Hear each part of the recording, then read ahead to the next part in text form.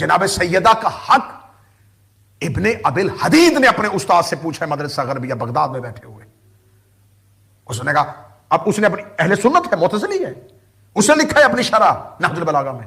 اس نے کہا میں نے اپنے استاد سے پوچھا جب بیٹھے ہوئے تھے تنہائی میں، میں نے کہا استاد محترم آپ کے میرے سوا کوئی نہیں بیٹھا، مجھے صرف اتنا بتائیں زہرا حق پہ تھی؟ میں فضائل پڑھ رہا ہوں. اس نے کہا ہاں سیدہ حق پہ تھی. اس نے کہا مسئلہ قضیہ فدق میں خلیفہ حق پہ تھا یا فاطمہ بنت محمد؟ استاد نے ایک لمحے کے لیے ابی حدید کہتا مجھے دیکھا اور کہنے لگا فاطمہ بنت محمد. اس نے کہا پھر خلیفہ نے حق کیوں نہیں دیا؟ ایک لمحے کے لیے ٹھنڈی سانس بھر کے ابی حدید کہتا میرے استاد نے کہا اگر وہ حق دے دیتا سیدہ اگلے دن علی کی خلافت لینے آ جاتی، کیونکہ زہرا کا سوال صرف جگیر کا سوال نہیں تھا، استحقاق کا سوال تھا. اگر وہ استحقاق ہی تسلیم کر جاتا، اہل بیت کے رائٹس ہی مان جاتا، تو پھر پہلا حق یہ تھا کہ اگر تم نے اہل بیت کے حقوق مان لیے تو پھر علی کا حق کہاں ہے؟ ہو سکا یہ سوال زہرا صرف جگیر فدق نہیں تھا، یہ خلافت علی کا سوال تھا. اس لیے انہوں نے پہلے ہی لمحے پر سوال کو فراموش کر دیا تاکہ یہ اگلا سوال خلافت علی کا نہ آ سکے.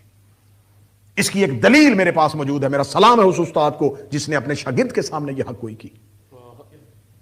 اس کا مجھے جواب تاریخ میں ایک جگہ پہ ملا جب ہارون رشید نے امام سے پوچھا 7ویں شہنشاہ سے، اسے اگر میں فدق واپس کرنا چاہوں، اگر میں کرنا چاہوں، میں کر تو نہیں رہا، اگر میں کرنا چاہوں تو مجھے بتا سکتے ہو؟ 7ویں امام موسی کاظم سے پوچھا کہ فدق کا رقبہ کتنا ہے؟ امام نے کہا تو نہیں دے سکتا. حدیث کی جو بھی کتاب اٹھاؤ گے اس میں لکھا ہے، اسے کہا میں دوں گا اگر آپ مجھے رقبہ بتا دیں. امام نے کہا سن، اس کی پہلی حد سمرقند،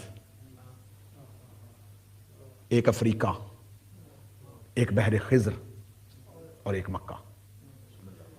اس نے دیکھ کے کہا میں نے فدق پوچھا ہے، یہ آپ نے میری حکومت کا رقبہ بتایا ہے. نہ سنیے گا یہ میری حکومت کا رقبہ ہے. اتنی جگہ جو آپ نے بتائی اس میں اسلامی حکومت ہے میری قائم. میں فدق پوچھ رہا ہوں، آپ حکومت کا رقبہ بتا رہے ہیں. امام نے کہا اصل مطالبہ فدق ہی نہیں تھا، حکومت ہے تیری. اس کا میری اسلامی حکومت کا فدق کے ساتھ کیا تعلق؟